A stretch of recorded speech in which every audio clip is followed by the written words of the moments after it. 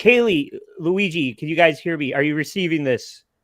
I hear someone who goes by the name Andy. I'm trying to get. Did you guys receive the files? I'm trying to get this information out before Zumakian agents. They may, or most likely do not exist, but they are trying to stop us from getting this information out to the people. So my life. It might be too late for me, but Zumak the hack. you guys may be in jeopardy because this is sensitive information that they don't want you to know about. I got all of the top secret files into my box earlier today. It's perfect. Ooh. Fantastic. Sexy. It's what everybody's tuning in for. It's what they want to hear about. But the topic for the very first episode of Edge Files, I wanted to keep it kind of general, and this is more about things that go bump in the night, spooky sounds from beyond, or government technology that you don't know about. These kind of things that are not public knowledge, but we're going to put it on Front Street for our listenership today. Is it going to resort to fart jokes and diarrhea talk? It better. Maybe. Well, that's interesting that you bring that up, because I think everybody is aware when we're talking about bizarre sounds, right? Everybody knows this sound, right? The gentle white noise that a lot of people like to fall asleep to. You're aware of white noise, right? So relaxing. Yeah. Is this putting people to sleep? Is this a bad idea? I think the more, even more soothing than white noise is brown noise, right? Have you ever heard of brown noise? Have you heard of brown noise? I have. I have. Yeah. No. Well, you're referring brown noise. That's the brown note, which is it is. It's working. Yeah, that's the difference. This is the brown note, brown noise, brown note. Does anybody need to use describe to us the difference between the brown note and brown noise? I don't know the difference except the name of it. And, hey, by the way, I'm seeing in the chat here, Andy, you're not streaming on your channel right now. It looks like I am. Much Gummy Chainsaw. Is it possibly unlisted? I made it. It says public here. Oh yeah, I see it. Okay, never mind. Don't worry about it. That's not the point. Even though the point is pooping your pants. That's the point. Yay! I feel like that has been used over and over again. I don't know why that. I mean, that can't be the legit brown note. Nobody's shitting their pants listening to that. You don't know what's happening underneath the seat. Speak for yourself, sir. But that's all fun and games. The real point of this episode, where there are a lot of frequencies, maybe that are people didn't even know that microwaves were a thing until, Samsung created a microwave and started cooking chicken pot pies and burritos for all of us. I feel like there are frequencies that are not discovered yet, or not able to be heard by human ears. Would you guys agree with that? I definitely think that frequencies and waveforms in general are super interesting. You can make these like, I don't even know how, they're like listening devices where you're literally just using lasers because of the frequency of sound waves. So there is certainly something that is really interesting about the topic of what the frequencies are. You're just talking about the voyeurs where they shot the I laser was. in so they could hear the PA. It's real. It's a real thing. It was made by the same guy. It was made by the same guy who made the theremin. It was made by Arthur Theremin. I don't know what his first name was. I went with Frank Arthur. It Theremin? sounds legit. Alexander Graham Theremin. Yeah. But that is, I think that there are absolutely frequencies in the same way that we all see colors differently, in the same way that we all that they are constantly saying like, oh, here's this new color that we weren't able to see previously. Or if you put on the Enchroma glasses, you can see colors in a totally different way. I totally think there's a weird frequency shit in the world that I don't know anything about. I That also might make think me of- shit. I also think of like a submarine sonar. That's literal sound that it's putting out there that we do not hear. It has an electronic interpretation that we're able to read. So that really just kind of falls in line with there are sounds we can't hear, or there are sounds we can't perceive, but they still exist. Right, dog whistles and things of that nature. All the even not just sound waves, but Alex Jones talks about the interdimensional clockwork elves. That it's just like there's these layers, and all we have to do is figure out how to pierce that veil, and suddenly it's going to open up new technology and knowledge to us. Does he really talk about interdimensional clockwork elves? Yeah, I mean that's where he starts to lose me. But the fact that's where I mean, frogs are gay. We can all agree on that, right? Well, yeah. They didn't used to be. Back in the 80s. Everybody. But my point is that there are incidents where people are being driven crazy by sound waves that they don't know that they're hearing. There was one way back from the 1800s that they attributed to something called infrasound. If you want to hit the clip package, Cayley, this is going to set the table for what we're talking about tonight. Sometimes when we're investigating the paranormal, we walk into a space that gives us an eerie feeling of being watched, or that someone is looming over your shoulder. It may be caused by something you can't see, but it could also be caused by something you can't hear. Sound can be a very powerful thing and will overtake you if you let it. Awesome. So there are, I don't know if anybody watched this past season, the Jodie Foster season of True Detective, where they discover a mass of dead bodies where people have clawed out their own eyes, bitten off their tongues, gone crazy and tried to attack people. And I think that is inspired by an actual event that was documented when I was doing research about this. There was something similar to that, and they attribute it to something called infrasound. If you want to continue with the clip package, please. Infrasound is classified as a sound that is so low that it cannot be heard audibly by the human ear. These sound waves are in fact vibrating, but we are unable to detect it with our sense of hearing. Many species in the animal kingdom already have the power to communicate on these subaudible levels, like whales when it's mating season. Yeah. So only when it's mating season? Especially when it's mating season. I really thought you were going to say, honestly, and this is kind of contributing to what you're talking about. I thought you were going to say, based on the description you just talked about, that it was going to be based on the Dyatlov Pass incident, if you're familiar with that.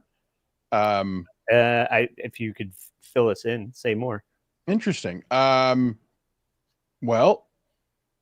where do I start? It basically in Russia, in the 1950s, there was a long pass around a mountain in which a bunch of college students were trying to get a certification for outdoor wilderness survival techniques, something like that. I'm getting a little fuzzy on my details. We did an episode on it, but long story short is they lost contact with civilization, and when they were found underneath snow with pieces of tongue missing. Oh yeah. Radiation. There was just a lot of different effects to it, and it's really long just to even describe as an overview, but it's really where I thought you were going with this. It's funny that you're not, because it seems like it's modeled after that. I think maybe that is one of the things, but the radiation angle maybe steered me away from that. Yeah. But I think that you're probably on the right track. The example that I definitely going to bring up was in 2016 in Cuba. And I had Joey C's producer, Bob, help me sum this up for us. It said in the late 2016, U.S. and Canadian diplomats stationed in Havana, Cuba, began reporting a strange set of symptoms: hearing loss, dizziness, memory issues, and even brain injuries. Many claimed the symptoms began after hearing a high-pitched noise or feeling a sudden pressure in their heads. Some described it as a beam of sound energy targeting them in their homes or hotel rooms. This mysterious condition became known as Havana syndrome, and it quickly turned into a geopolitical mystery. Theories flew. Was it a sonic weapon, microwave attacks, some form of surveillance gone wrong? Even crickets were being blamed at one point. So the point is that these frequencies were driving people crazy. And I think that's like, Andy, I gotta say, we don't always think about how important things like frequencies are, but you and I just spent a fair amount of time in Boston with Who Are These Podcasts and Dick Masterson, and of course he is having all of these huge issues with tinnitus, and it is knocking him out. And so there's nothing to snub your nose about when it comes to this stuff. And these people, I remember when some of these were coming to light, like they were literally trying to get congressional help because it was becoming an issue for ambassadors in Canada, or U.S. ambassadors in Canada were all complaining of similar symptoms. And I have to admit that was a little weird, but no one had an explanation for it. And that's the point. They think that there was some kind of agenda. Maybe the diplomats had an agenda and the Cubans had an agenda, and they used this noise device to kind of make people poop their pants. Squash the summit. Yes. We're going to get into that. We're going to get into that even more. But so this is a documented phenomena that people, there are instances of people using sound waves for an agenda. And in clip 3, this is a low stakes example of this. What this gentleman has done is developed, I don't know how he administers the device to people, if you have to sit in a certain radius of this, but this guy developed a voice jammer weapon that basically makes it impossible for you to speak and read while you're under the influence of this device. So in this clip, he is promised anybody that can finish a paragraph out of this textbook $100 if they can read the textbook while he is engaging the voice jammer on them. And clip 3 here. Before we started, I just want to say it sounds an awful lot like hypnosis and something like that James Randi would be able to also do to people. But let's watch the clip and then we can talk about that. If you could read the paragraph up to terminology without making a mistake, you will get $100. Instead of focusing on creative music making tips, as we do in most of our other titles, this book is dedicated to this. All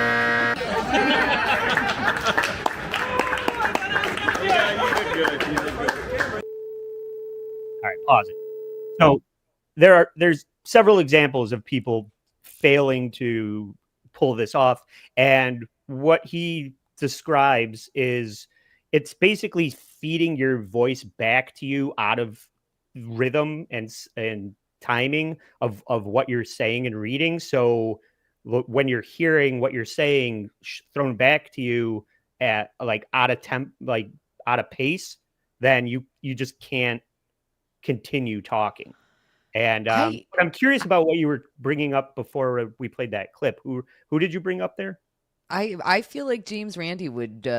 Who is that? He was a famous magician who What? did a lot of. It's okay, Luigi. Be nice.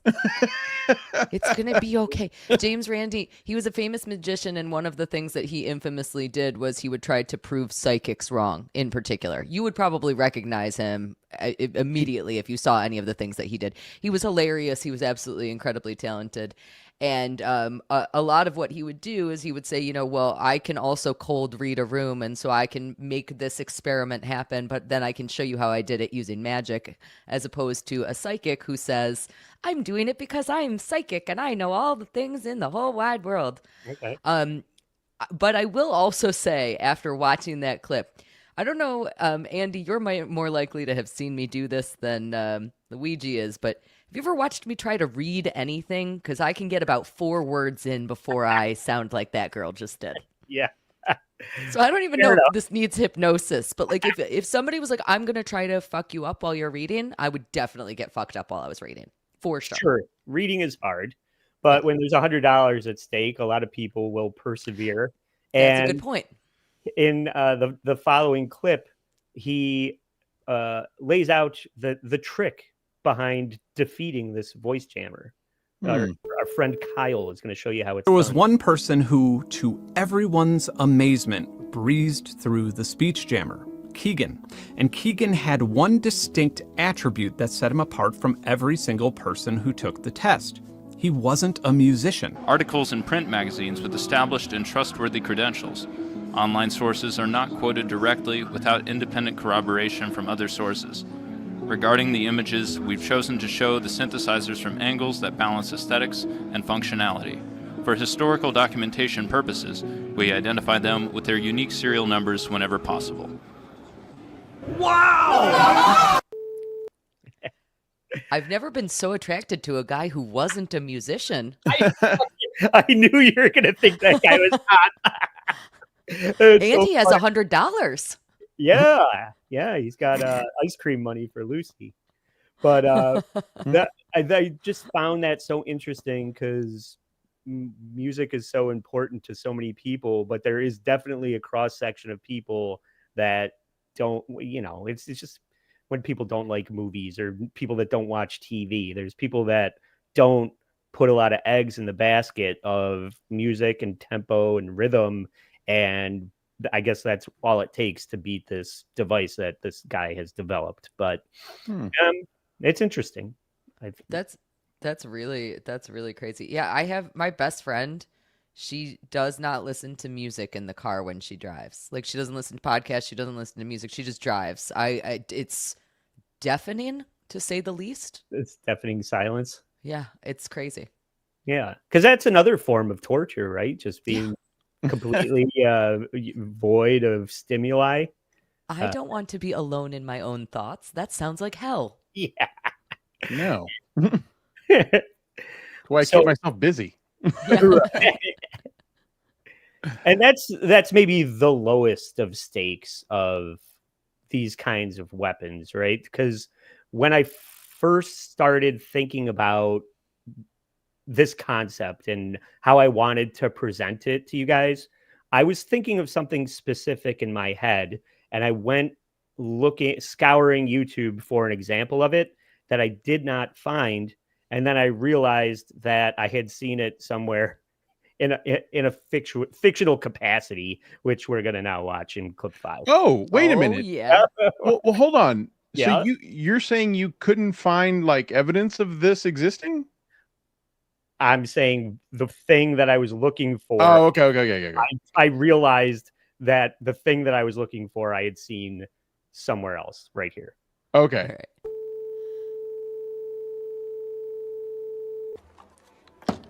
What's that? A ghetto cell phone? Gonna call for help with a comeback? Actually, My daddy bought this from a disgruntled DARPA employee. You see, it was designed for crowd control but deemed too severe. I'm sorry, Andy. What the fuck? I have so many questions. Spontaneous nausea and diarrhea. He called it the sick stick. Well, either your daddy got ripped off or you're back in make-believe land, sweetheart. Because we feel fabulous. Not for long.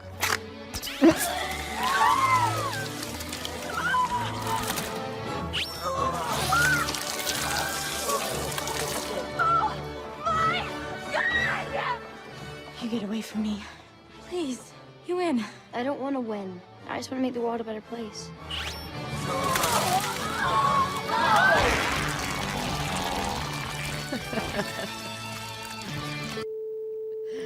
Aww. Pause it here. Okay. Oh, right. Yeah. So Noah in the chat is saying the sick stick is also in Minority Report. So that's what I was looking for. That I wanted to find the sick stick in real life. Turns out it's only in Minority Report and Kick-Ass 2. But what I did find was something called the LAD. Does anybody know what that is? No. Mm-mm. Okay, the LAD is a crowd... LAD? Correct. Okay. And it's a crowd control device that they use to break up protests and things like that. In the next clip, there's a good summary of that. This device can take down an entire crowd using only sound.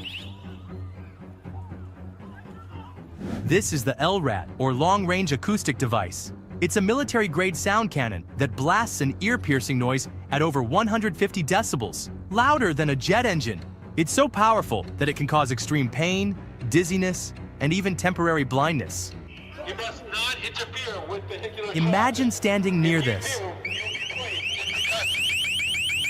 Originally designed for the military, it's now used by police for crowd control and even against pirates at sea. Would you be able to handle this sound weapon? Yeah. Interesting. So I guess it's the audible version of pepper spray. Yeah. I'm not pooping, but I am uncomfortable. Yet. But is it just loud? Like, yeah, I think so. Because it didn't seem like that one there was, I mean, maybe it wasn't on there. Maybe they were just kind of showcasing the guy walking out with it and playing the sound. But it seemed like another cop was standing right in front of it and not having very much difficulty hearing it or, listening to it. But one time my entire apartment flooded, and as a result of that flooding, my landlord needed to put a whole bunch of fans in my basement apartment because it was basement, so it was hard to dry it out. And the decibel level of all the fans was like over 100. It was completely insane. And I could not be in there for 5 minutes. I had to go in with headphones to get stuff out. So I believe that. I would run away from loud, annoying noise. mm-hmm.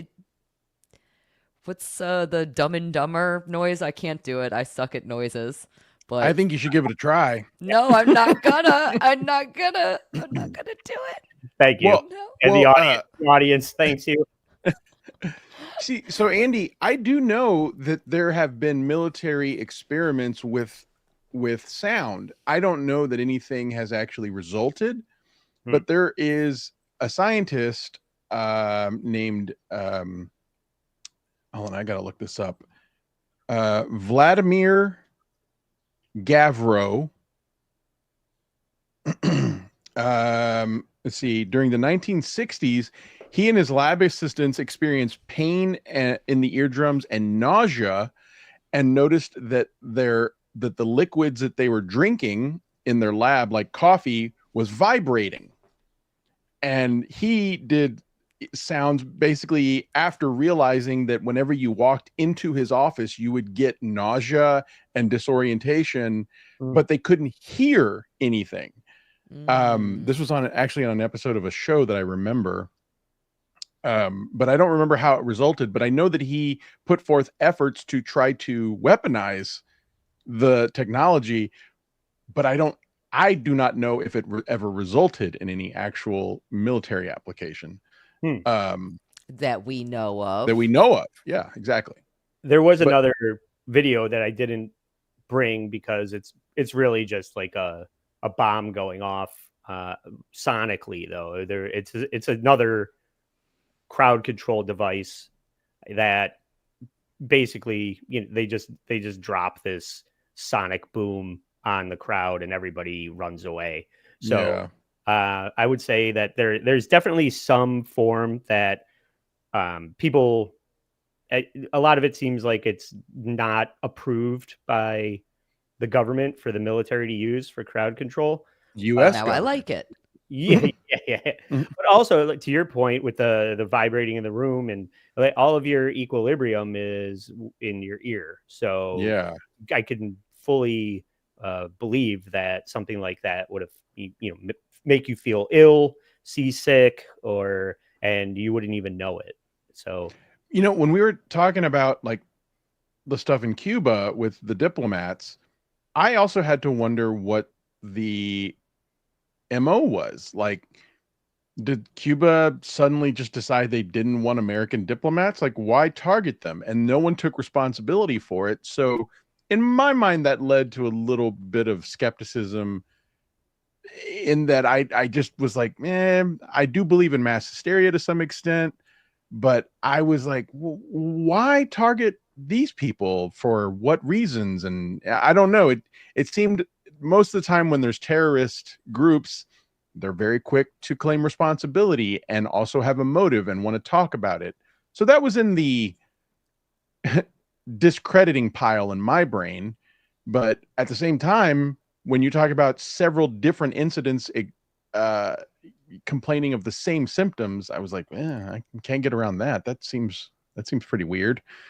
But yeah, and there was other cases that were in China and Russia and the U.S. They launched an investigation, but they didn't really find anything that was definitive. But I think shadow agencies use these kind of things to derail agendas. I think that's my opinion. But I'm looking in the chat over here. We're getting a couple of hey, got some super chats from my boy Zen. Somebody has to read it to me because my glasses aren't on. There's no mystery as to what's in my nose. At least I'm not zoom-mocking it with a giant booger. I made sure that was not part of the show. Andy in the bathroom before the show with like one of the little nose hair trimmers vibrating the hell out of his nose. Vibrations. It's great. I love Andy's camera angle. We are really getting into the mysteries. He looks like he's holding a spooky flashlight below his face. That was Cayley's idea. I love it. But yes, like in South Park, where Cartman played Slayer to get rid of the hippies. Also, any thoughts on the brown note from South Park? Yes. Take the show off with the brown note. Yes. Bring it back. Stewie Pelt, thank you. Bring it back. Thank you so much for the super chats. We couldn't do a show about mysterious sounds without featuring the brown note. No, that would be completely inappropriate of us. And I do also just want to pause for a moment and say thank you to everybody for joining us for our first episode. Andy has been producing this one. We're talking all about crazy sounds, and it is wonderful to see y'all in the chat. So we appreciate you. Thank you. Yeah. I want to move on from maybe shadow agencies and government technology that's not approved for use with the general public to pooping pants. Yes. I've been waiting. Haunted pants. No, this is haunted, like ghostly messages from beyond the grave. The other spooky sounds that go bump in the night, specifically the Queen Mary from a British ship that is docked in California. Why are you chortling? When you bring ghosts into it, I have to goof. I have to goof on it. Oh, well, what if there's multiple accounts of people hearing voices from a young girl that drowned in the pool of the Queen Mary? I can reproduce all of them. Listen. That's what they heard. Sounds just like her. But anyway, the Queen Mary was it's docked in Long Beach, California, and it's a British ocean liner that was it served as a hotel and tourist attraction, but it's most famous for being one of the most haunted places in America. Since being decommissioned in 1967, the ship has been legendary for paranormal activity, with over 50 deaths recorded on board during its service, from crew accidents to wartime casualties. Queen Mary has developed a chilling reputation. Guests and ghost hunters alike report unexplained footsteps, cold spots, slamming doors, and ghostly apparitions. One of the most famous spirits said to haunt the ship is Jackie, the ghost of a little girl. According to the lore, Jackie drowned in the ship's now drained first-class swimming pool. Through records, her exact death is not known, but witnesses often hear her laughing, calling out for her mommy, or even singing, especially near the pool area. Some have even claimed to interact with her using spirit boxes or audio recordings where a young girl's voice responds to questions. Listen, if I died as a little girl in a swimming pool, all I would be saying is, "I could do a handstand better than you. Watch me, watch me." That's You're not. I'm You're not looking. Yeah, you're not. Watch how big this cannonball is. Wow. Yeah, that's literally the whole thing. That's what I'm doing. Mom, you're not watching, Mom. That's what this ghost sounds like. But in the next clip, let's meet Jackie here. Jackie, are you in there?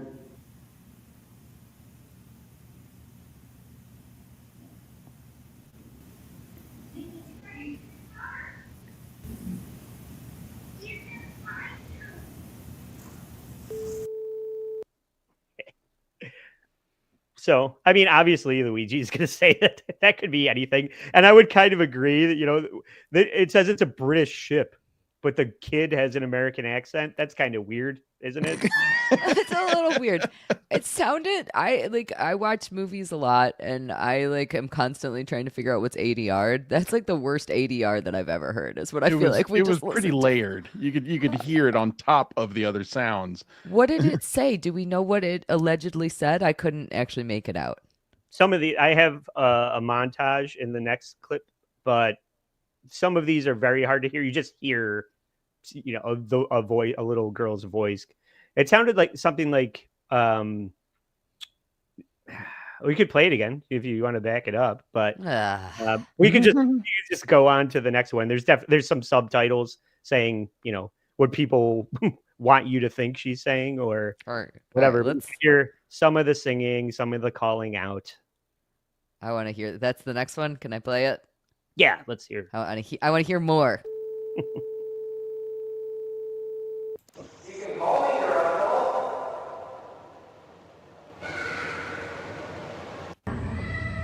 There she is.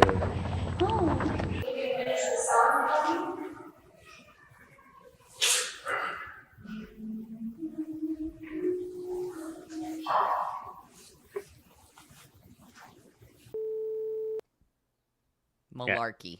Yeah. So that's primarily the pool area where she supposedly died. But yeah, to your guys' point, whatever, somebody's playing a recording from a different, down in the basement up through a vent in the floor. Who knows how, if it's, obviously it's not real, right?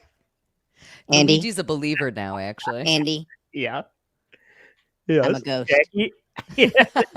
Jackie is joined the show, everyone. Do you hear me? I'm a ghost. I'm a female ghost, Andy. Would you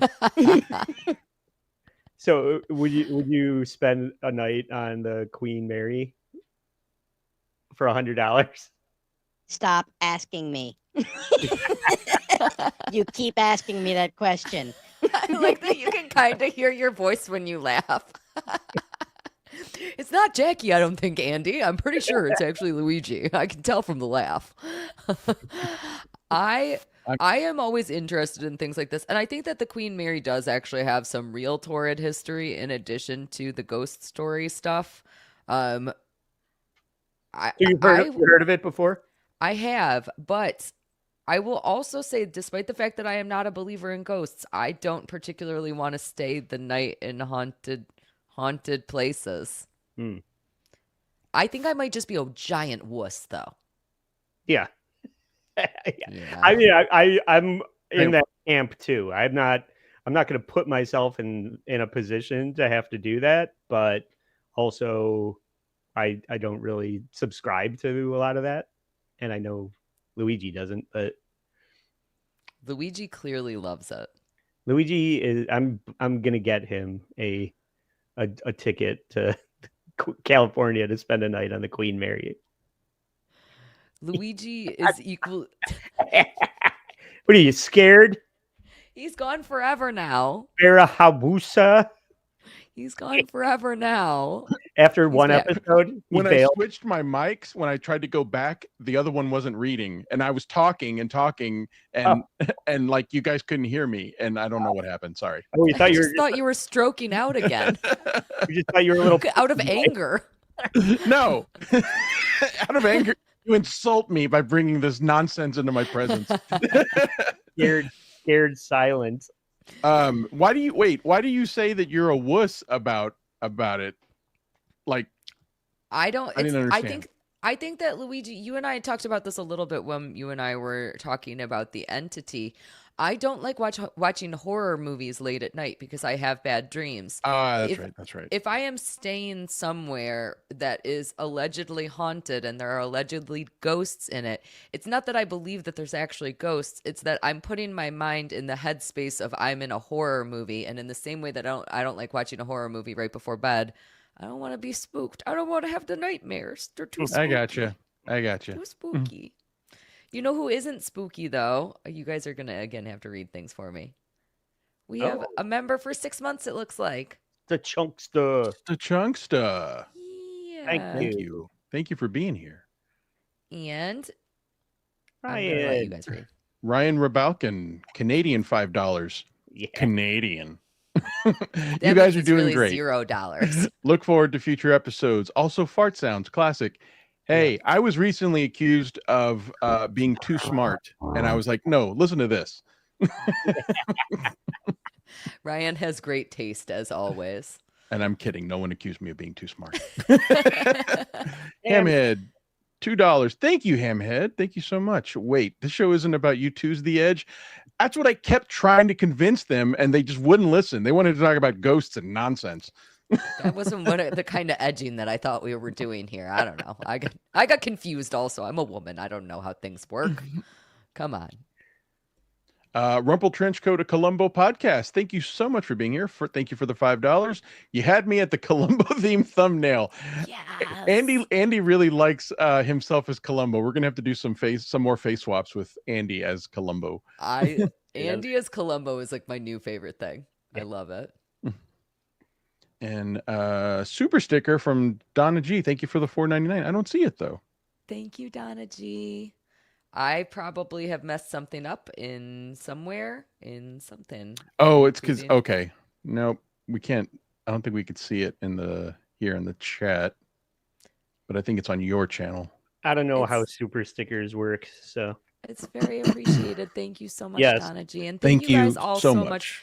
We appreciate so much that you guys are supporting us and hanging out with us here in the chat. It means a ton to us because we've been really excited to share this show with you. Everybody is super excited right now, except for Luigi, who hates ghosts more than anything in the whole wide world. I hate people who profit from trying to convince others that ghosts exist. That is what I don't like.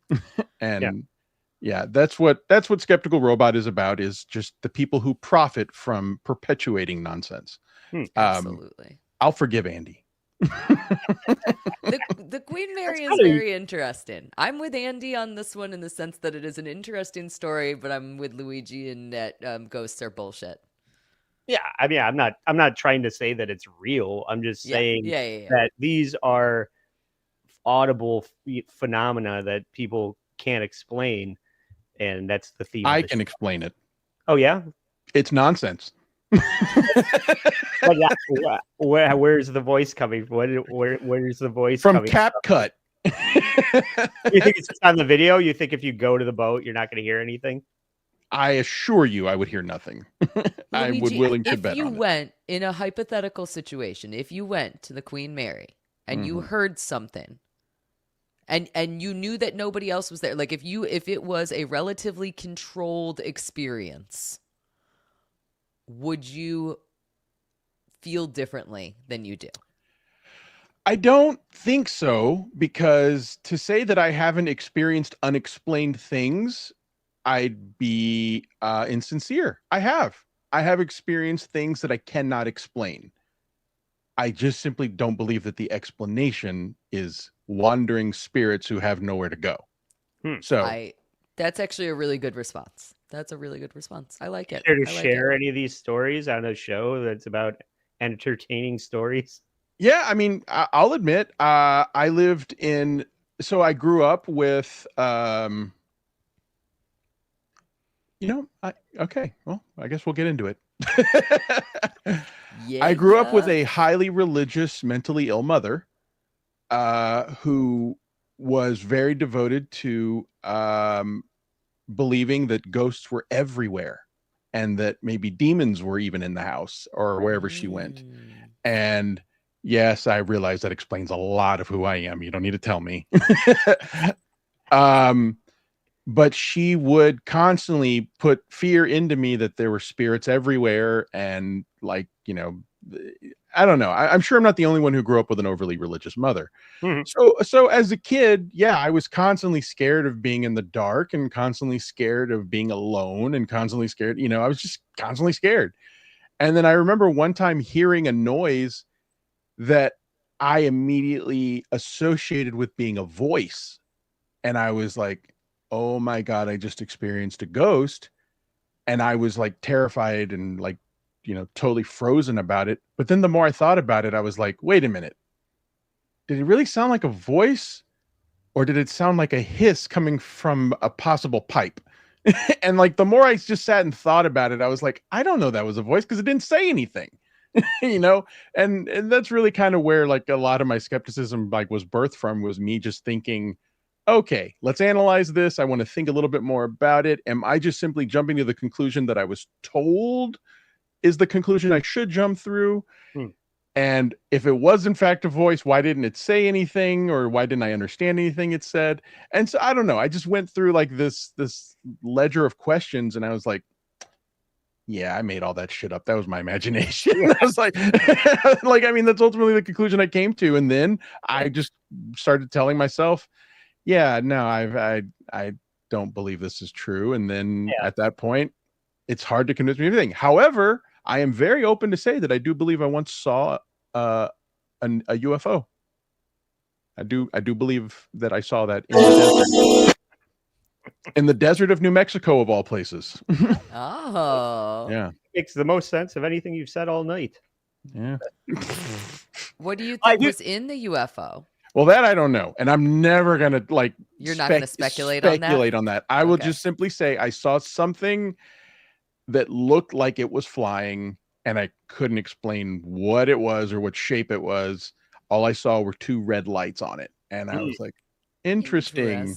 Yeah, but no. It must have been Disney Plus's Ironheart, the scariest thing of all.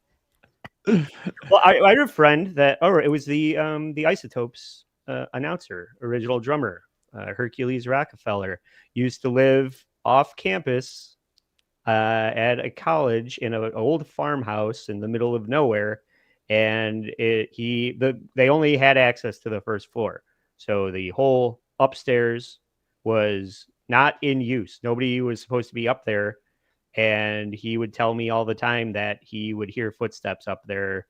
And obviously, it's easy to say somebody was up there and they didn't know it, but there was often times where it was just the middle of the night, or seemingly nobody was there, and he could hear something walking around up there when supposedly nobody lived up there. So You see, but here's the thing, though, is that I firmly believe that what this person is saying is true. I can't ever argue with someone's experience. What I will argue with is the conclusions they draw when he says, I heard footsteps. No, you sound something that sounded like footsteps. You can't just conclude that it was in fact a footstep. And I realize I can come off as kind of an asshole when I do shit like that. And I try not to. I try to be polite about it. But I do also want to also kind of educate people in not drawing those conclusions either. Because I won't argue with what he heard. I won't argue with what he experienced or how he felt. I can't. There's no way for me to know. But when I just don't like that conclusion drawn, I heard footsteps. You don't know what you heard. It is similar how the human mind tries to create faces in anything. So, if we see if pareidolia ceiling, if we see a popcorn ceiling, we say, oh, look, there's a person, there's a gorilla, there's a there's this, there's that, there's a duck, whatever. There's all of these different things. And that is what our brain tries to explain things, and sometimes our brain explains things to us in a wrong way. I do want to point out also, though, that I am definitely going to have a hard time sleeping now, because now I'm going to be all alone in my house and everything is going to sound like footsteps, even though I know it isn't. I want to point out in the chat, Stevie J, it's possum in the attic equals ghost footsteps. Going to become relevant. But Cayley, do you have any ghost story? I have never had a paranormal experience. Okay. I don't think ever. Episode 1, we need to know what people are bringing to the table. It's a very dark and stormy night here, by the way, Luigi. You might not know this. I know, it's very scary. We have a lightning storm happening outside right now. So this is a perfect night for the first episode of the Edge Files. And again, I want to thank everybody that's in the chat remarking about how severe my lighting and camera angle is. It's part of the bid, everybody. I do think that we have a couple more super chats before we get into some more stuff here. Oh, wow, great. Yes. Well, I'm not going to just force it. It says, here for Luigi's boisterous Italian laugh. Hi, Lucy. Hi. No, Jack. I'm Jewish, not Italian. I change it every time he asks me. He says, are you an Italian trying to be Jewish, or a Jewish person trying to be Italian? I forget what I'm on this time. Rumple Trenchcoat, a Colombo podcast. Thank you for the $2. Ooh, this is fun show, folks. Hey, that's just like possibly the best response we could ask for. That really, truly is. This is the type of stuff that we all love talking about so much. I think that I'll speak a little bit for Luigi and Andy. I grew up on is maybe the wrong terminology, but loved unsolved mysteries. That the experience of like getting to understand the unknown. That's what we want. Andy, did you share your experiences with the paranormal? I don't have a ton you either. Haven't had any? I've shared Kevin's because that was maybe the most relevant. Yeah. I have wandered through a cemetery very drunk and seen orbs, but that's not credible in any single way. So I don't bring that up. But no, I don't have a lot except for just being really nervous. After I stayed up putting this together, the most scary thing was when I was locking up for the night. I live in a safe neighborhood, but after I put this all together, you know what that means, Andy. I locked all the Oh no. But I just went around and locked all the doors, and I just had visions in my head of home invasions and things like that after I got done putting this together, which maybe will become more understandable as we get to the end of the show. But when you let your imagination run away with you is probably the scariest thing. I can't say that any better. I mean, that's exactly how I feel. And I feel like that is, unfortunately, what people seem to base long-term stories and sometimes even careers on. Yes. Well, yeah. is just simply someone's imagination. And I'm not saying it's always intentional. I definitely don't think it's always intentional. I think that there's predisposition based on religion, predisposition just based on personality. Sometimes it is intentional, like with the Warrens. They were full of shit and garbage, and they deserve to burn in hell if there is a hell. But there are just sometimes people who just could possibly really believe that their experience was genuine and sincere. And I want to make it very clear. I cannot argue with that. Yeah. I can just use reason and logic. A lot of it goes all the way back to, I mean, not to shit on anybody's religion or anything, but a lot of things are written to explain the unexplainable. People didn't know what lightning was, so it becomes God bowling, and shit. People make up explanations that are not founded in anything to explain something that they saw that they can't explain. A fucking mermaid or whatever, the Loch Ness monster. Somebody saw something in the water and they didn't know what it was, so they say it's a monster. Shit like that. I did have sex with a mermaid. Yes. Congratulations, sir. Yes, it was weird and awkward. How slimy. Less slimy than you'd think. I was the slimy one. Yeah. But I don't believe in ghosts. How big were the tits? That's what everyone wants. Yeah, that is the most important. What was I thinking? How big were the seashells? That's all. She was a fish on top, human on the bottom. Nice. Man, yes. Should we move on away from haunted boats into being alone in the woods? Ooh. Are you guys campers in any single way? Do people enjoy camping? No. You like sleeping in the dirt with bugs and not a fan. Don't understand how anyone enjoys it. Cayley? I would prefer to stay at a hotel, but I have been known to camp.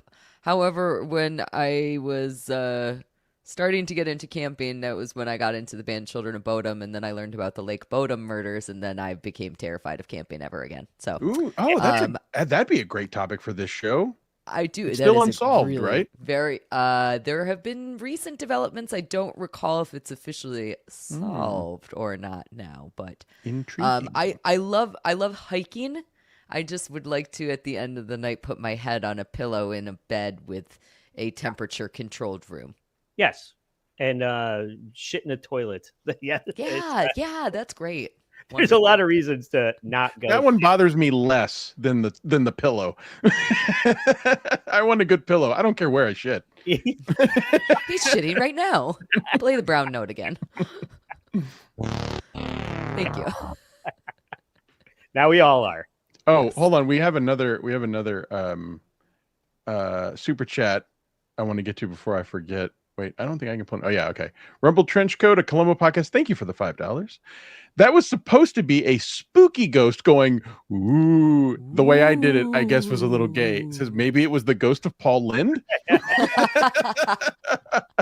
Good one, Rumble Trenchcoat. Oh wait, that's Charles Nelson Riley. Both good.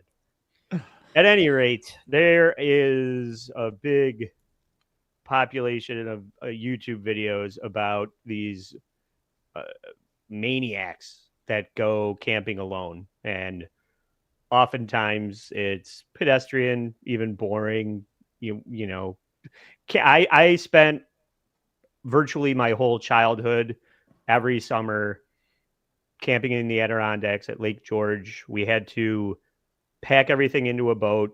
You drive out into the middle of the lake, and there's a fireplace and a picnic table, and you have to bring and an outhouse, and you have to bring everything else. So it's not the truest form of roughing it, but it's work. You have to set everything up. You have to bring everything that you need and chop wood and get water. And yes, it's fun to go swimming and skiing, but your back hurts when you wake up in the morning.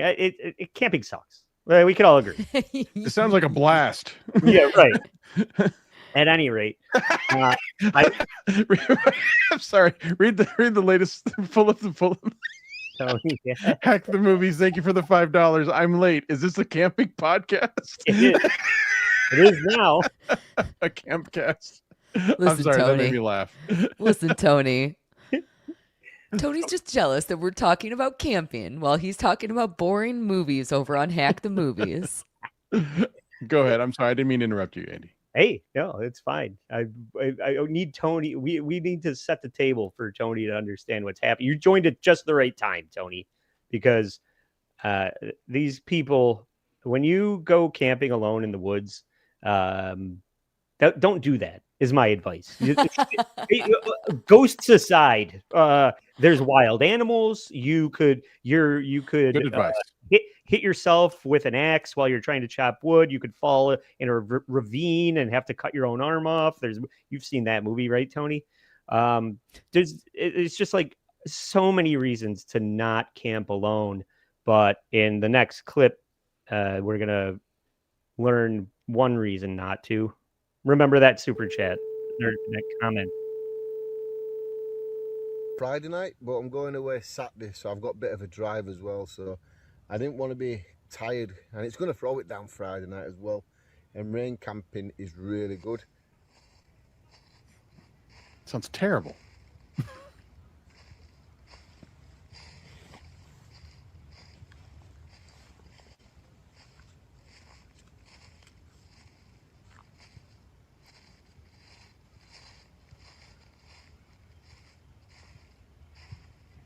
Is that a badger?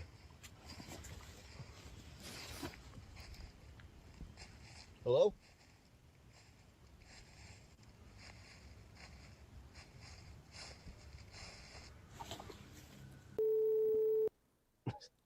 So this guy is he's just talking to his phone out of boredom, and it sounds like somebody's walking up on him, and he turns around and there's nothing there. And I didn't bring every incident of this happening to this guy, but it happens 2 or 3 more times. Does he die in the next clip? I Googled it. He got eaten by a bear. Yeah. I don't know. I'm kidding. Turns out it was a honey badger, and he did get mauled by it. But and obviously, it's very easy to say it's 80 yard over top of this, but this guy had that experience, and he's definitely having an experience there. So he was freaked out about it, and he wanted to share it. He uploaded it onto the internet, and at least at this point, it's broad daylight, right? But because I brought up my camping experience. I remember we were just sitting around in the 90s listening to Stone Temple Pilots at 12 at night, getting blackout drunk with no campfire. We just had a lamp, like a lantern, on a picnic table with an 18-pack and 4 guys. And we start to turn around and realize that there is not fewer than 9 raccoon eyes, like 9 pairs of eyes, just raccoons surrounding the campsite, waiting for us to go to bed so that they can raid our food supply. And they like to get into the food and steal the cereal. They don't want to like attack you or anything, but that's the safest version of what could happen while you're camping. You just realize that hopefully non-predators, but you don't know what's out there. These black bears, anything could be sharks. Yeah, land sharks. Who knows? African American bears. Freshwater sharks could be not in Andy's neighborhood. Freshwater sharks could be crawling out of the lake and attacking you. But I'm just saying, like you turn around and like all of a sudden all this wildlife is surrounding you. So in the next clip here, this guy just continues to hear something stalking around, and he pulls a ripcord on this whole camping trip. I don't blame him.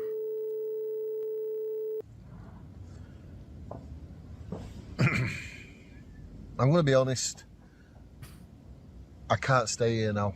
I want to be a wimp. I don't care if people call me a wimp in the comments, but you don't stay here. Call me an F slur if you want. I'm out of here. I'm nervous. You don't have to stream. I've done camping like this a load of times. I think I'm gonna go find somewhere else to get this bivvy set up. Super gay. I'm leaving In the this middle spot. of the night? You can't take it. It's that creepy. He just has to But bail is in it the not middle of the night. scarier to go meander in the woods in the middle of the night? Is he next to like a vehicle? Like, is he like is like his truck or something like right next to him? Like, I don't know. I thoroughly enjoy there is this microcosm of YouTube videos about people going into the middle of nowhere and building premium like log cabins and like bivouacs and lean-tos, but like really well made. It's a guy with a shovel and a knife, and he makes a vacation spot in the middle of nowhere. And so they're really fun videos to fall asleep to. Actually, that's what I like to fall asleep to. But yeah, these guys just they want to get close to nature, and they think that they're big tough guys, and they're proving something by doing this all on their own. And I'm just like a hard no on that. I don't want anything to do with this. We have very different standards of masculinity. By the way, Hamhead said in the chat that the guy's in his own backyard. Yeah. It's his wife fucking with him. That did remind me a lot of, have you guys seen Bobcat Goldthwait's Willow Creek, that movie that he made? It's really, really good. If you've not seen that movie, highly recommend. It is about a guy and his girlfriend. It's a mockumentary about a guy and his girlfriend going on the hunt for Bigfoot in Willow Creek, and it is wonderful. That That's footage interesting. reminded me a lot of it. I saw Police Academy And also 4. Bobcat Goldthwait. So. Yeah. And you talked about this, Luigi, maybe your experience that you were recounting, that you heard something, you thought it was a voice, but maybe it was something else. And I've had similar experiences with noises happening outside my house. We have a population of fox that live in and around our neighborhood. And one night I was woken up out of a dead sleep by what sounded like 2 3-year-olds fighting in my garden. And I think it was 2 foxes fucking, but banging. They were screaming their heads off, and it freaked me the fuck out. But you knew you were in a safe neighborhood, and it wasn't 2 3-year-olds fighting. I would have checked if it was 2 3-year-olds fighting. Yeah. It definitely wasn't 2 3-year-olds. Yeah, and they have a scream. Foxes have a scream that also sounds menacing, very but it sounds also like it is a what's the word? Like a terrified scream, like right. Yeah. And if they're fucking, God, who knows what it sounds like? Have you ever seen a cat video where the cat meows, but it seemingly sounds like it's saying something? Oh yeah, absolutely. Yeah. So in this next clip, Long Johnson. Yeah. Long Johnson. Yeah, that crosses my mind virtually once a month, especially when I'm feeding my cat. But this next clip, I don't know if what we're hearing is something that sounds similar or if it's somebody lurking in the dark. But if I was walking alone in the woods and this happened, you wouldn't need to play the brown note. I would be shitting my pants for real. It's funny. I'm sitting here just imagining in my head though, like Andy waking up in the middle of the night and like nudging Mrs. Trucker Andy and being like, is there any chance there's 2 3-year-olds fighting outside? Because like I really want to know before I open the door. Otherwise, me beating off to this fox stuff is going to seem really weird.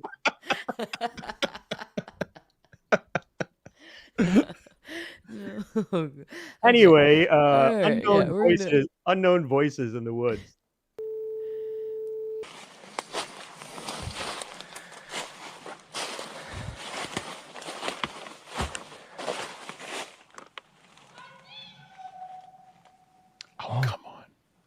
Oh, hi. Yeah, I don't like that. Right. Is that like a bird or a person or a bird person? What the fuck is happening? It was I really get angry when I see like ghost shows trying to make like legible words out of nonsense noises. Like Yes, that just agreed. bothers me. I hate that so much. It's such a scam. But I feel like that is exactly what that was. Like you said, could have been a bird, could have been just, I don't know, could have been anything. Could have been near a paper factory that was letting off steam. I have no idea where they are, what's going on, what they're doing.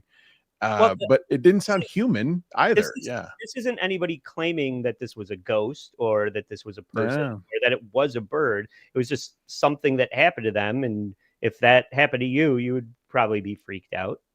Well, it was the closed captioning at the bottom that said "I see you," and I'm like, I didn't hear "I see you." Yeah, so that's what I'm talking about. But fair enough. Yeah. But if you're that person, and you're like, oh, I thought that was somebody saying that, so I included it. But yeah, I don't like things that go bump in the night. I No. don't like things that go bump in the night. Have you I ever don't care been laying in bed at home and your house settled in a weird way where you thought somebody was coming up the stairs? Yeah, and now it's going to happen 75 times tonight, and I hate you both for this right now. I'm That's sorry. the show you signed up for. I need. You want more fart jokes? Yeah, I signed up for fart jokes and making fun of and diarrhea, foxes fighting, and Don Piano and Oolong Johnson. Yeah. Yeah, but this is why I went and locked all my doors after I produced the show last night. I feel like there's some horny foxes trying to break into my house. And he's like, I see you. Yeah, I see you, bitch. I want that ass. You're gonna open a window and there's gonna be a fox just staring at you. You know, it's funny. I don't know why I'm thinking of this, and it maybe isn't even relevant, but I had a friend one time, it's my best friend, who's been my best friend for over like nearly 30 years, even though I am 17. He once told me that in college, he did this study abroad program it was like, the only reason I'm trying to think about this is because it does kind of just lead to a little bit of the mystique of this story. I believe it was in Colorado or New Mexico or Utah. So it's one of those 4 deserted areas, and that he was filming something because he was a movie major, whatever you call it, film major, and he was filming something, and he had to stay in this cabin with the other students and their professor, and he said that it was kind of deserted, and that you had to get out of if you had to go to the bathroom, there was a communal bathroom. Like, you had to get out of his room and walk down some stairs and go to this bathroom. And that he woke up, went down the stairs, and he saw a woman in what looked like a sheet flowing behind her walk past him, and that he like looked around the corner and no one was there. And he said, I think I saw a ghost. And he was explaining it to me, and I was like, really? And like, this was not the skeptical Luigi back then. This was just tell me your story and I'll listen. And then, without me really adding much, any sort of feedback, he just starts going, I think I was still kind of dreaming. I think I was still kind of asleep. Like, he just talked himself out of it without me even having to suggest anything. So anyway, there's an argument. You were looking at him like he was a dumb fuck. And maybe that's possible. Telling this to the wrong person, I guess. But I will say in the same way that our minds try to create faces in our popcorn ceilings, there is an argument that could be made that our minds try to rationalize things that are actually scary because we don't want to acknowledge them. So perhaps a part of the reason that he was saying, oh, no, this didn't happen, maybe I was still dreaming, is because it was too scary to confront the alternative. And I, despite the fact that I don't believe in ghosts, I do think that there is an argument argument that there is to be made for that. Perhaps the reason that I don't believe in ghosts is because I will literally never sleep ever again if I do. Yeah. What about this super chat from Mike So Nice? Hey, Andy. Hey. It's me, the fox who was fucking outside of your house the other day. Yeah. You know you wanted in on it. Hit me up after the show. Slide into my DMs. I'm going to get you, Andy. What did I put up the wrong chat? I can't see. No, anything, no, that's right. Okay, somebody read it to me. Mike So Nice. Thank you for the $5. I felt a presence near me when I was experiencing sleep paralysis. Okay, now that's something very different, and I'm not going to be too skeptical on that one. I have experienced sleep paralysis before, and I do understand it. I get it, and that's not necessarily a paranormal thing. I think that is just your mind messing with you. I'm going to change from a fox because I don't think this is really giving me a lot of credibility. I think that we missed this one also. If one of you wouldn't mind reading this one. Hamhead. You city folk need to grow up, go camping. Why? Never. I like that I have the knowledge that I gained from growing up, going camping all the time. I aged out. What? The name. Yeah, no, I know. I saw who put that in there. You're not fooling me. I love all of you so much right now. Our chat is already awesome. To Andy's horny foxes. Andy's horny foxes. I'm sorry, Andy. We were listening for sure. I'm gonna ask Gummy to make like a Charlie's Angel poster, but it's Andy's horny foxes and. All right, I'm sorry. Me with you two as two foxes, yeah. But I lean on the comfort of the knowledge that if the shit hits the fan, I know how to go fishing. I know how to start a campfire. I know how to rough it a little bit. So that's comforting to me that I developed that muscle, that knowledge, and that I feel like it can serve me in the real world. You know, like there's a lot of things that I can make a pot pie in the microwave. Yeah. So when the world comes to an end, as long as we're bragging, just saying. Yeah. I know how to build stuff. Correct. You're completely right. It's a valuable skill set. And you watch people on Survivor or MTV's The Challenge. It's like, you don't know how to paddle a fucking canoe. Like, you could tell by the way they're holding the paddle that they're incompetent. I don't know. It's just like something that it's I know. I was like, I don't. No, I know how to paddle a canoe and a kayak. It's different. I think I'd be okay if I had to figure it out. I've never done it before. You would definitely lose in a race to Lucy. Yeah, oh, for sure. I'm very competitive about things like that, but secretly. And also, there's no ghosts. Everybody remind me of that. There's no ghosts. No shark ghosts, especially. Shark. All right, that's definitely getting made. Ghost shark and horny foxes. Hey, that's a buddy comedy. Yeah. Ghost shark and horny fox. We've done one episode and we already have 10 mascots. I love it. I'm so happy.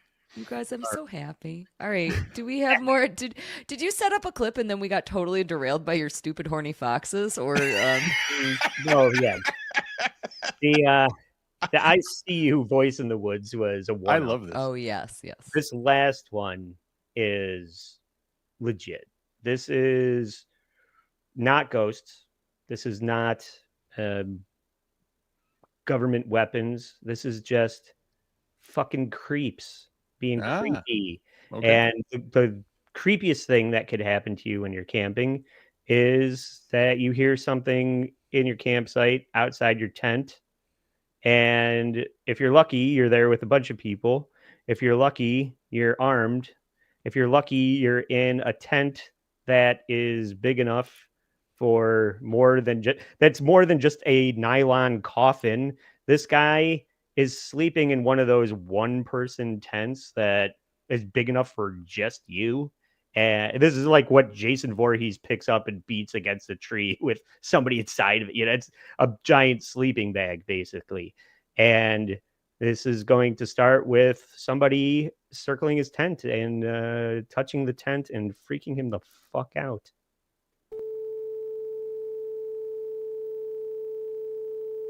They're walking around outside in circles.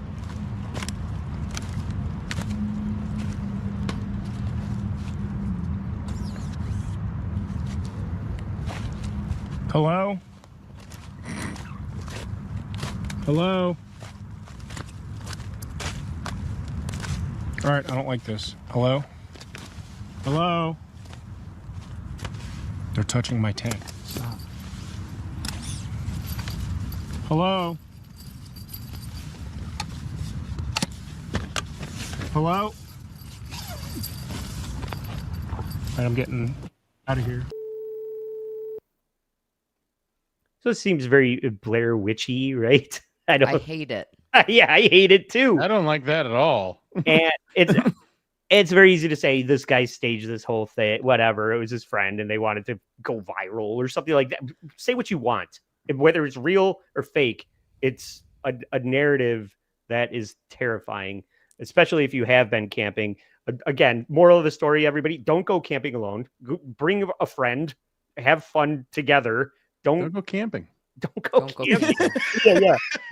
That's our new slogan, actually. Is don't go camping. Yeah. I do think that we are going to at some point need to have a counter for how many times I look over my shoulder while we're talking about stuff when we're doing this show. But also this clip reminded me a whole bunch of the concept behind the movie Skinamarink, which was a very divisive movie because effectively nothing happens in that movie for an hour and a half. You stare at the corner of a room for an hour and a half. And I will tell you right now, that is the most terrifying movie that I have ever seen in my entire life. And the director's concept for making this film was, when you're a little kid and you have to go to the bathroom in the middle of the night and you can't put your foot on the floor because if you put your foot on the floor, the whole world becomes real and everything is terrifying. And you're so paralyzed in fear. Nothing bad is happening, but you're so paralyzed in fear that you literally cannot get out of that bed to go to the bathroom. And he said, I wanted to make a movie where I could make people feel that fear as an adult, because we don't frequently sit with that fear as in the same way that we did when we were innocent little children. That video to me does that. That is the nightmare. This is the nightmare situation. I rationally know it's just my friends fucking with me. I rationally know it's just a person, but also it's a murderer. Also it's a ghost. Also it's a bear. Also it's all of the horrifying things. It's all of the horrifying things. And I can't get out of that tent. That guy was brave to say that I'm going to leave because I would not be able to put my foot on the floor. I would not be able to get up and go pee in the middle of the night if I was a little kid. I would be terrified of that. Terrified. I hate it. Lucy, I'm sorry, before we get away from it, Luigi, Okay. does shit happen like unseen off camera, or is it just you're looking at the corner of a room for an hour? What is Skinamarink? Oh, it's very little happens in Skinamarink. It is an incredible movie. If you watch that movie, you cannot eat popcorn while you're watching it. You must turn off your phone. You are not allowed to do anything except for watch that movie, and you should watch it on the biggest screen and the loudest volume that you can. It is a movie that requires full attention to be terrifying, and if you are in the slightest bit distracted, it will be boring and the dumbest movie of all time. I completely understand. It's a very divisive movie. I totally understand why people hate it. I have never been more afraid in my entire life. I could not go to sleep. I could not be alone for days. Okay. Terrifying movie. Okay. Well- Eric Nagel's in the chat saying Skinamarink is a movie you expect things to be happening and it doesn't. Yes, that is 100% correct, Eric Nagel. That's actually probably the nicest thing that anybody's ever said about that movie. It's extremely slow paced. It is nothing happens. If you devote all of the focus and attention possible to that movie, it is the same feeling that you feel when you're stuck in a tent and your friends are walking around you, or you're trying to get out of bed when you're a kid, or all of those fears that we don't like to talk about. Well, let's see if part 2 of this video convinces us that this is fake or real. Is this his friends fucking with him, or is this? Oh, can we take bets? Hillbillies in the woods. 100% when he unzipped that door, he had a friend who had his cheek spread. Oh, I hope Luigi's right. I don't even want to guess. I hope it's 2 friends farting into his tent. Okay. Hey, we're all friends. It's a happy ending. Okay. I'm gonna do it. Hello? Hello? I don't know what this is, but we're getting out of here. Hang on. Hello? Okay, they're walking away now. What do you want? What do you want? I have a knife. Where's my knife? Oh no, don't say that out loud. Yeah, exactly. You said the quiet part out loud, sir. Don't tell them that you don't know where your knife is. I have a knife right here. In fact, I have another one in this hand. And look at my gun that I'm using with my feet. Exactly. Get your knife first before you say I have a knife and I know karate and I have a girlfriend in Canada. I have a bomb. Cayley, can you see I'm presenting something there? I can see it. I was going to wait until after we saw the non-existent farts. I'm sad that you got me all excited about that. I believe that this one is for Andy here. This is from Gummy already.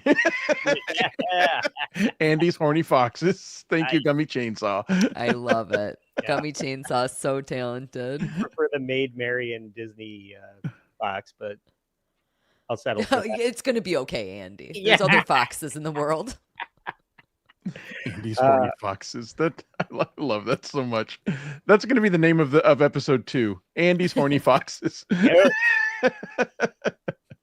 Okay, the dramatic conclusion to "Don't go camping alone." Farts. Oh, there's a third part. Oh, with me here. Holy crap! Get away! What do you want? Hello, I can't see you. Hello. I'm getting out of here. We're getting. Don't show it to the camera. I think they went this way. I see you. Get away. Where's the bird? I see you.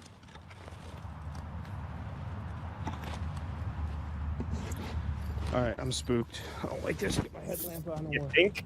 Getting out of here right now. They're just standing there. They're just Who's standing they? there. What do you want? Leave me alone! Again, I don't know. I'm getting out of here. We're going.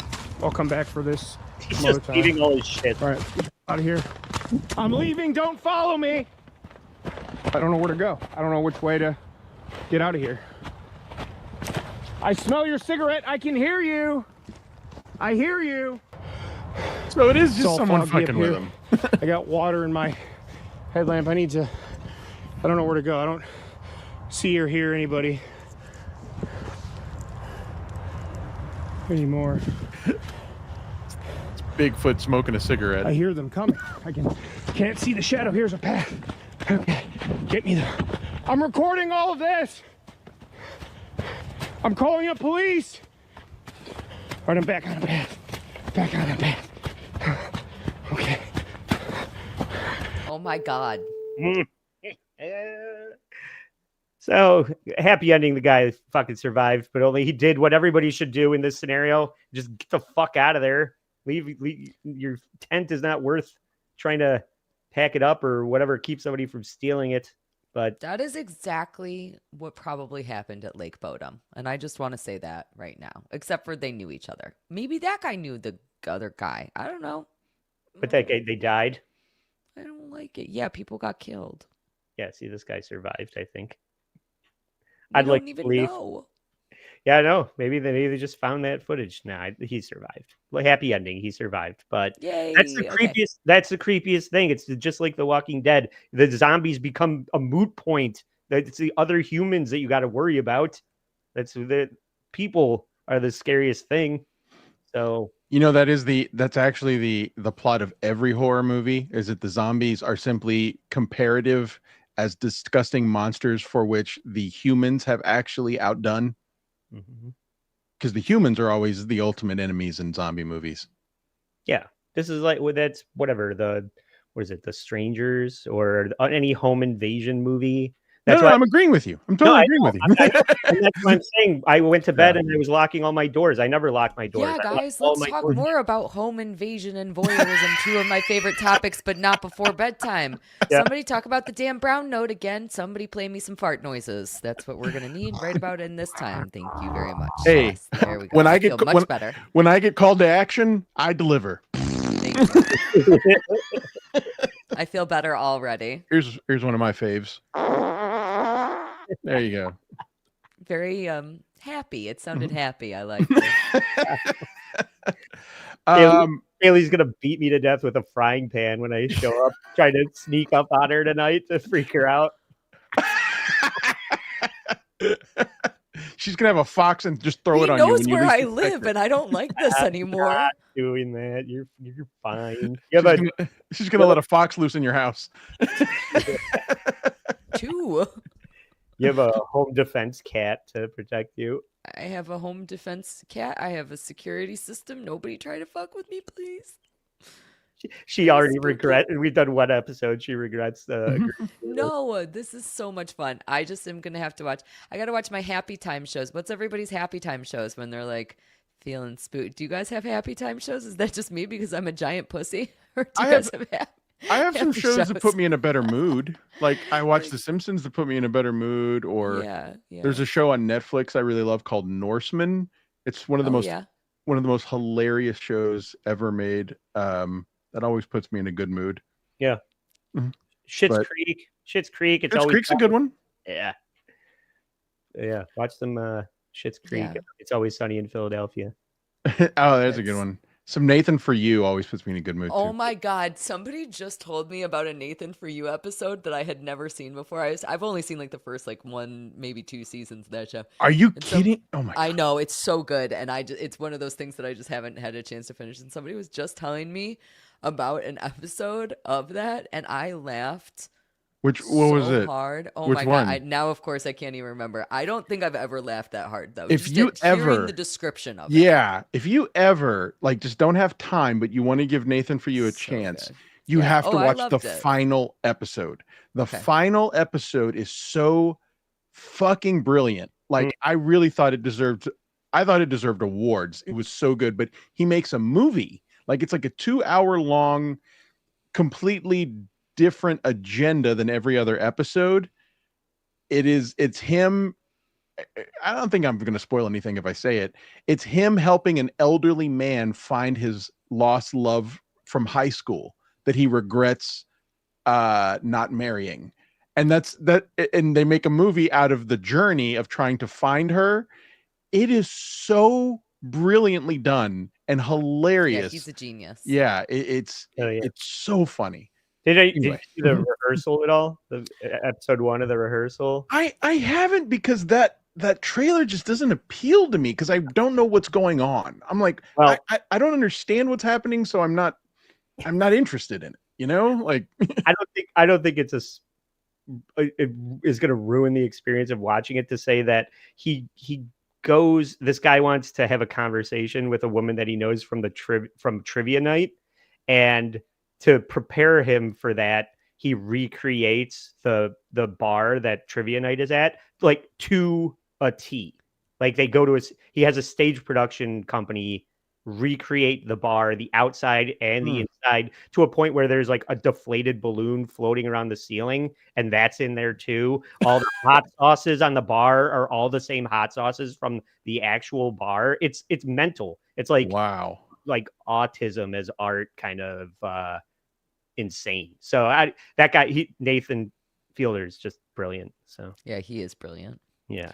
I'm trying to think what TV. I actually just found all of season 1 and 2 of Bullshit on DVD the other day when I was out thrifting. So maybe I'll do some Teller's Bullshit. I have watched that show so much. I think I could quote every episode. I think I could too, but I didn't own it before, so now I own it.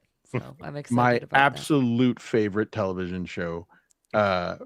So now this podcast is just turned into every other podcast where we're trying to make Cayley feel a little bit more comfortable. We're gonna just digress off of the scary stuff. I think that we need to institute a palate 10-minute. Yeah, palate cleanser. You're Andy. You're like the king of palate cleansers. Like depressurization.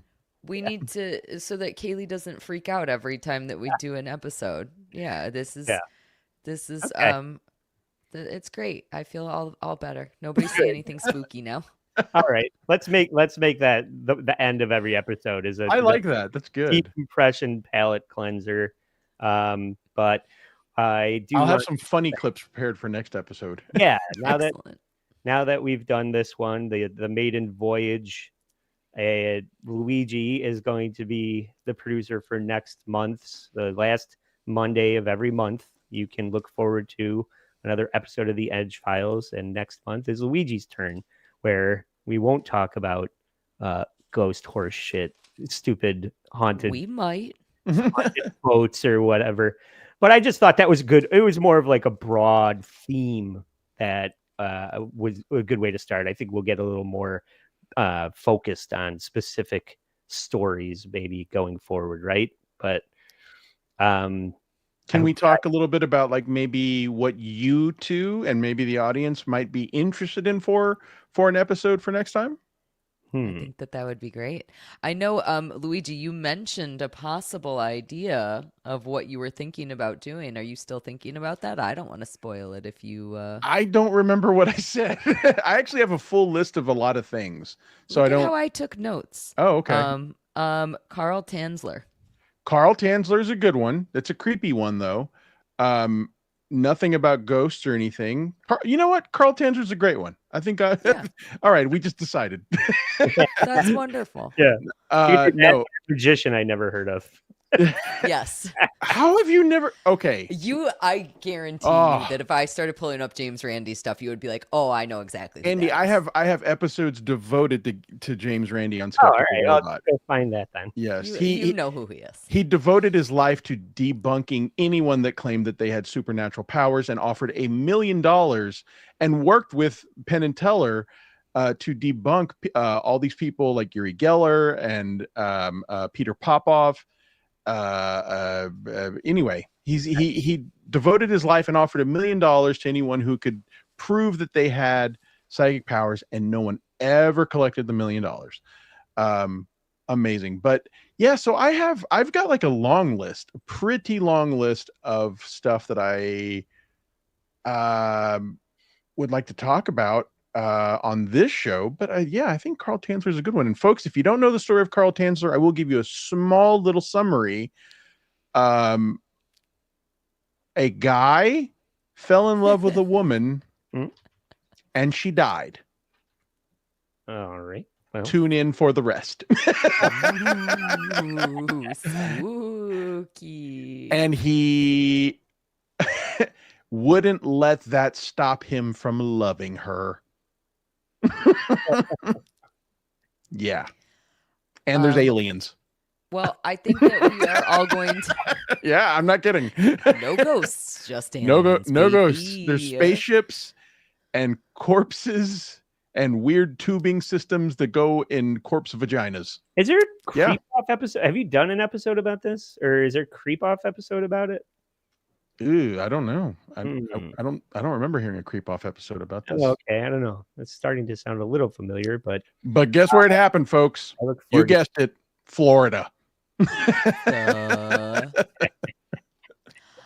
Well, I think that we are going to conclude our first episode here. We would love to hear any suggestions that you guys have for other topics that we can discuss. Leave them either in the comments down below any of our videos. Send us messages. We would love to hear about it. We have a Twitter, correct?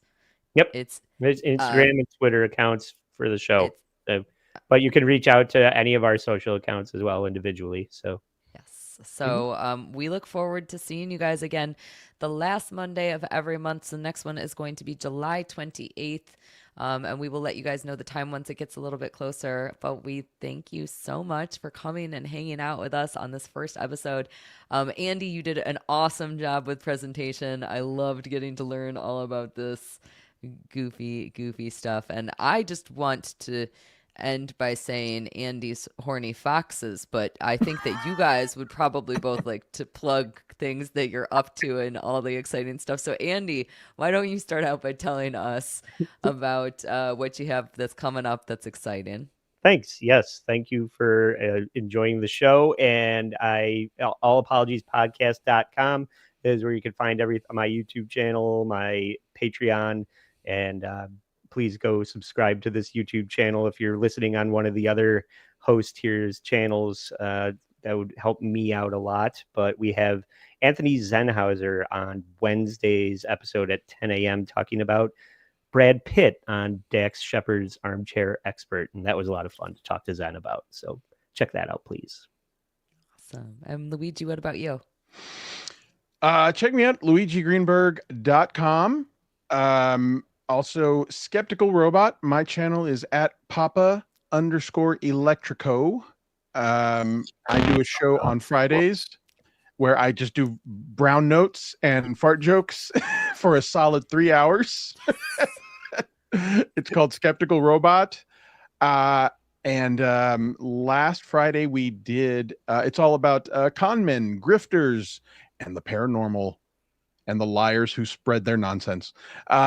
We did an episode on Michael Larson, the guy who found a glitch in the game show Press Your Luck, went on the show, and won a shit ton of money because fully legitimately. In very interesting story. And also catch me at Hack Ride Studios on Thursdays doing unboxing Riley Martin and unboxing Bigfoot it is, and on Sundays unboxing Eric. Hack Ride Studios channel. Yay. All right. Well, thank you guys all so much. Plug your stuff. Plug your stuff. Oh, yeah. I do movie reviews on Once Over with Cayley, Cayley. And both Andy and Luigi have joined me for some of those, which have been wonderful. And you can also find that on Patreon, where I do some saucier stuff. And those are the words that I remember right now. Oh, Andy and I will be in Detroit on September 12th with Who Are These Podcasts? Who Are These Podcasts.com. I fucked all of this up. I'm very bad at plugs.